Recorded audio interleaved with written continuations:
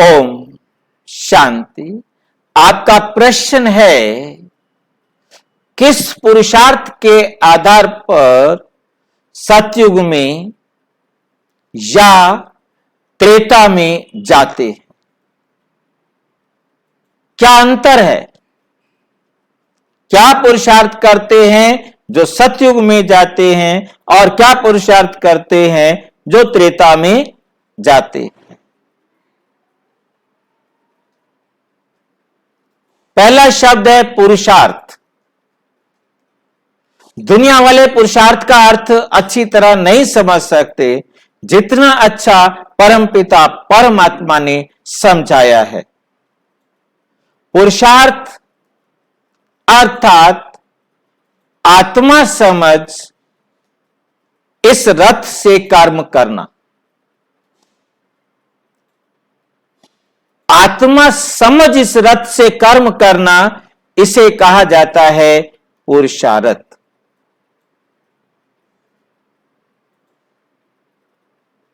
जहां ध्येय समझकर कर्म किया तो पुरुषार्थ नहीं है। पहली बात, बहुत अच्छी तरह अपनी बुद्धि को समझा देना है। और यह सिखाने वाला कौन है? यह स्मृति में रहेगा तभी पुरुषार्थ होगा। यह सिखाने वाला है परम पिता परम आत्मा। परम पिता परम आत्मा आकर हमें यह सिखाते हैं कि पुरुष बन रथ से कर्म करो। उसके साथ परमपिता परमात्मा कहते निरंतर, लगातार, एक बार भी देह समझकर कर्म ना करना पड़े। एक संकल्प, एक श्वास, एक सेकंड,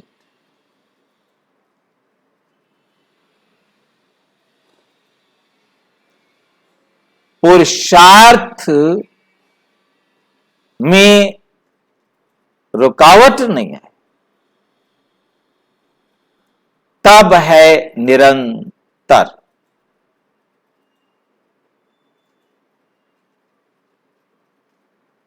यह है पुरुषार्थ। क्योंकि आत्मा समझकर परमात्म डायरेक्शन पर किया गया हर कर्म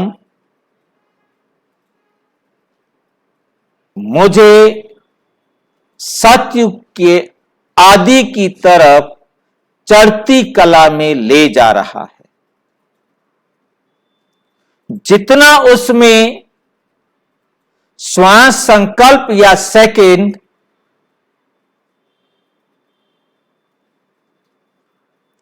देह भान का प्रभाव पड़ने से पुरुषार्थ में रुकावट आ रही है, तो मैं सतयुग की तरफ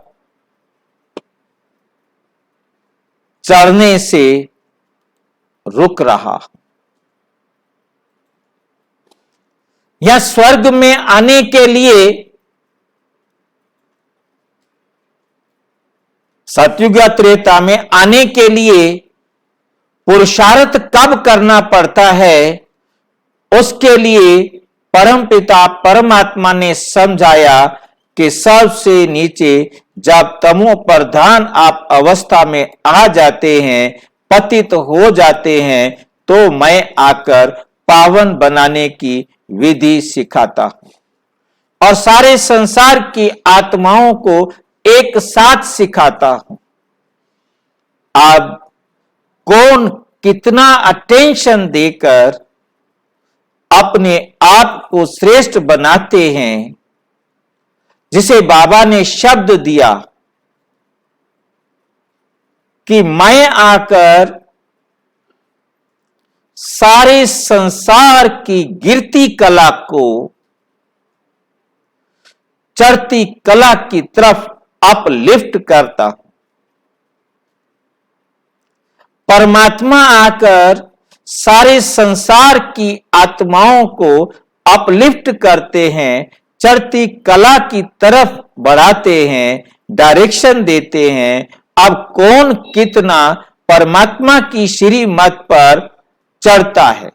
रूहानी ज्ञान और राजयोग याद की यात्रा, याद की यात्रा द्वारा सदगति या जीवन मुक्ति को प्राप्त करता है। कितने मार्क्स लेता है? पूरे 100 मार्क्स लेगा, 16 कला संपूर्ण बनेगा, तब तो वो सतयुग में, स्वर्ग में, वैकुंठ में आएगा। और उसने लिए कम, उतना लेट,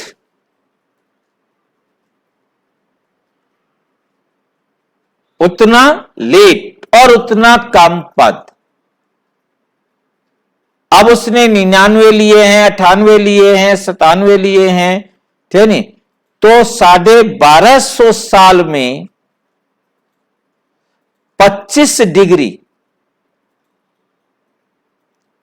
25 अंक 1250 साल। मतलब बहुत अच्छी तरह से समझना है। हम 1250 को 25 से डिवाइड करें तो हमारे पास सीधा आता है 50। 50 को 50 से गुणा करें तो 1250 वर्ष आता है, क्योंकि सतयुग की आयु है 1250 वर्ष। और सतयुग में 25 जो डिग्री है वो कम हो जाता है।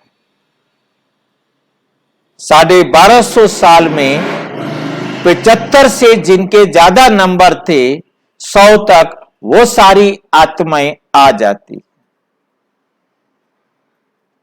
तो इसका मतलब है कि 50 वर्ष जिसका एक नंबर कम, वो 25 वर्ष स्वर्ग में लेट आएगा।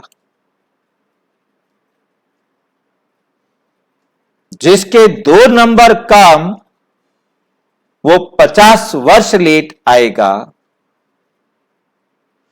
इस प्रकार से आप समझ सकेंगे कि 25 से हम इसको भाग करते हैं तो 50 वर्ष, मतलब एक नंबर कम होने का मतलब है कि वो आत्मा 50 वर्ष लेट आएगी।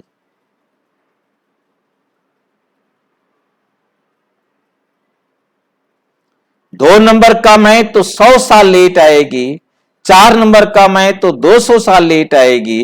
जितने नंबर उसके कम होंगे वो उतना लेट आएगी। 1250 साल में 25 नंबर नीचे आएंगे। मेरिट बन गई है। अब त्रेता में वो आत्माएं आएंगी जो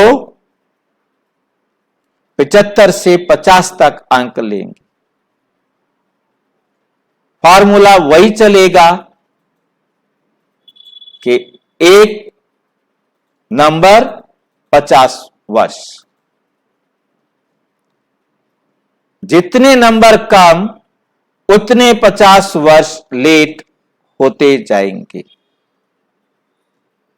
इस प्रकार से जो जितना लेट आएगा उतना कम पवित्र आत्मा थी, उतना कम पवित्र दुनिया को भोगने में आएगा। अब वर्तमान समय से आप अपने आप को खुद समझ सकते हैं कि मैंने अपने आप को कितने मार्क्स के लायक बनाया है, कितने नंबर लेने के लायक बनाया है।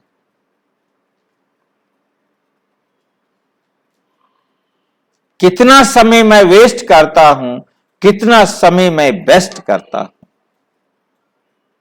ये हर एक आत्मा ने खुद निर्णय करना है और उस निर्णय के साथ प्राप्ति भी ऑटोमेटिक मिलेगी।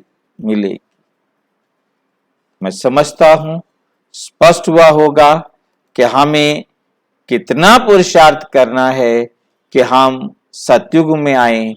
यदि पुरुषार्थ में कमी रह गई तो हम त्रेता में आएंगे।